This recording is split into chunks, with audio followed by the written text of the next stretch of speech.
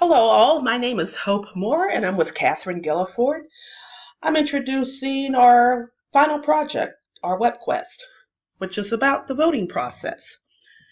When we first designed or started to conceptualize what type of website we want, instructional website we wanted for students, we realized that there was a gap between civic knowledge and the actual process of voting among young people. And so we started to gather some information and do some research and put together a website that could inform students about the processes of government and how these processes intersect with everyday citizens. We wanted to accomplish this on three levels. One is from a knowledge standpoint. We thought if students knew more about the democratic process, that they could actually look at the benefits of voting. And from an emotional aspect, we wanted students to feel a sense of political self-efficacy about the processes and systems of government. And from a political standpoint, we thought that if students really thought about and learned about the political process and the process of voting, that later on, that it would really add value to citizenship, and then they would feel a need to become involved in the civic process through voting and civic participation. And so how did we envision this web quest would support learners? And basically we started with the premise that a lot of individuals don't vote because they're not educated about the process of voting. And so we thought if students took part in a virtual exercise, they become more engaged and receptive to the idea of voting if they actually participated in the process. And so by the end of the WebQuest, we wanted students to have to learn or describe specific concepts related to voting, and we wanted them to take those learned concepts and apply it to decision making. And we also wanted them to put them into a situation where it was actually voting in a virtual space. So in the domain, in terms of verbal information, the site is organized around facts and about the voting process and political ideology. And as an example, we wanted students to be able to describe specific concepts that are related to voting. And on the attitudinal front, we wanted students to understand that our political ideology affects the way we vote, and even if we do vote. So students will utilize their concepts through the module that guides their decision making, which is in Unit 4 of the module. And so we wanted to create a website using the Wix because we felt that it was an effective, has effective technical support. It's very easy to use. And we wanted to include the types of activities related to voting that are appropriate for this age group, which is 9th to 12th graders. And these activities around the learning objectives would take the form of videos, tutorials, simulations, and readings. We wanted to provide useful information, but we wanted also the activities to be engaging. So we began to design a process and think about the process, foremost about what our learning objectives are, and then to develop those activities, and then to think about assessments that actually be a part of the site. And so when we talked about how we wanted to design the learning objectives, then we started thinking about assessments, and then we started thinking about the activities. So we refined the website then by making a list of our tasks and our instructional activities, those items that would be like number one on the list that were must have for the site. And then we began to work on the surveys to get feedback from students and experts. And then after we got the feedback from our experts and from our students, we started to then revise our prototypes based on the suggestions of our content and web experts as well as students. And so we developed a prototype or a storyboard, if you will, about the process and the progress. How we wanted the design and the development of the WBLS to take place. And here you're looking at it's like a written prototype of how we envisioned the site. And on the first page, we wanted it to be textual information about how to navigate the site, a welcome video, and just lay out for students how the site was organized. And then after we put together that prototype, and start to actually build the activities into the site. Then after we got most of the prototypes and activities within the site, then we put together a survey for both our content experts, web experts, and students. And see, these are some of the questions in part that we asked on these surveys, because we wanted to get a good feel about what worked with the site, what didn't work. One of the early iterations of our website was that our headings need to be a little bit more streamlined, and that they had to be consistent font, consistent headings. So we went back and made those type of design changes. Individuals commented saying that they liked the videos, they liked the discussion board exercises. They wanted to get more feedback on quizzes that they were taking. But an individual said that the site was easy for them to navigate. So a lot of our feedback came from the fact about basically people weren't concerned or did not find the site difficult to navigate, but what they were more interested in is the type of information we had on the site.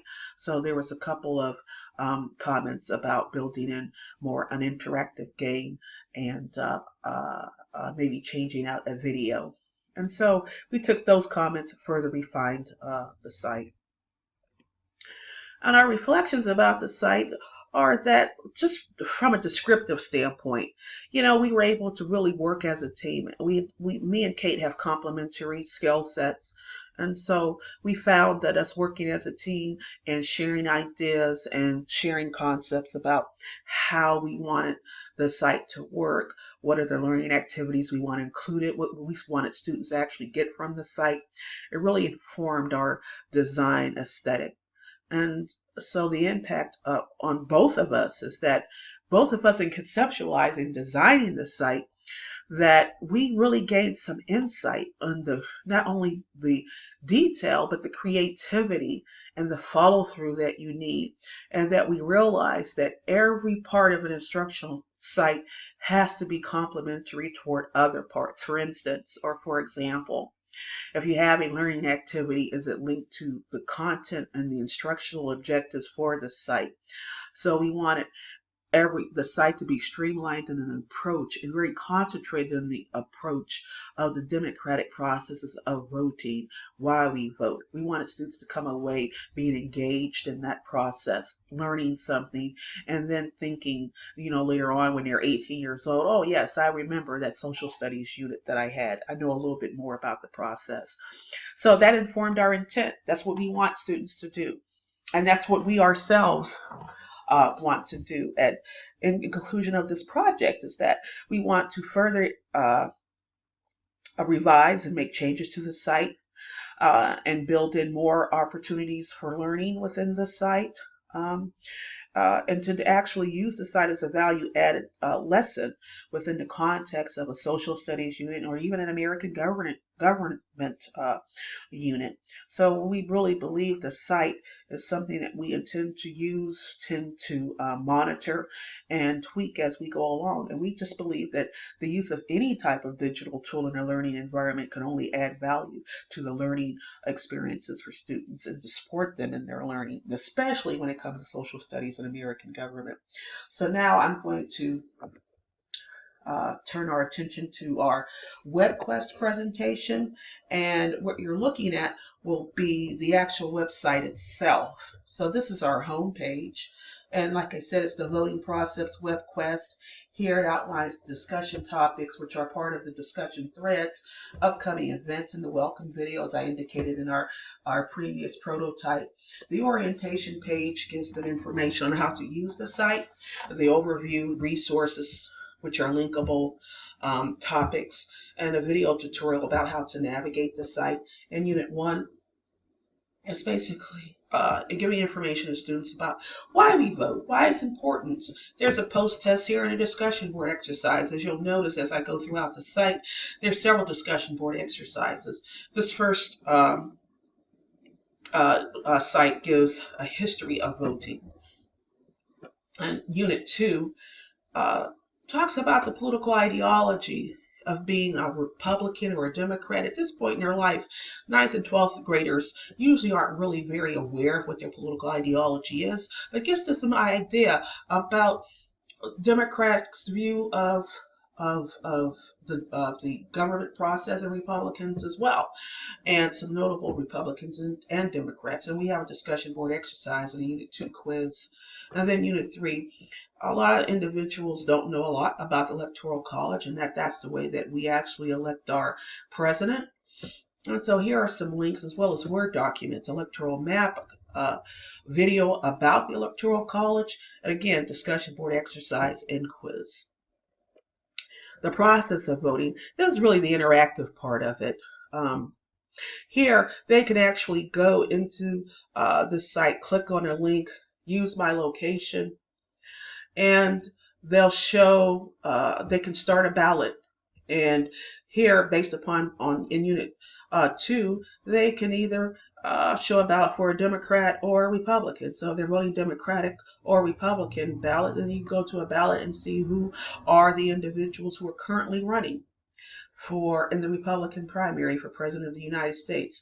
Also, upcoming Senate elections and the Ohio Supreme Court. So this ballot is very relevant to the voting process as candidates and issues in Ohio.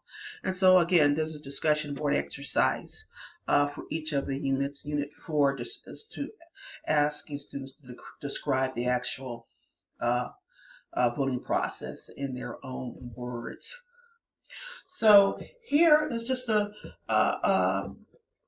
real quick overview of how our site is arranged, how it's organized. Back to the home page. We're very excited about this particular Webquest because we just think it's instructive, it's engaging, it's informing, it's educational, all of those things. And we just think that it's especially timely for this time of year as we're coming close to the elections, but really it's appropriate to engage all learners, no matter what the age, and just learning more about the democratic processes of government and about political ideology, and then how political ideology and civic knowledge intersects to inform our voting behavior and the actual activity of voting. So thank you so much for taking this little mini tour of our site, and thank you so much for your attention.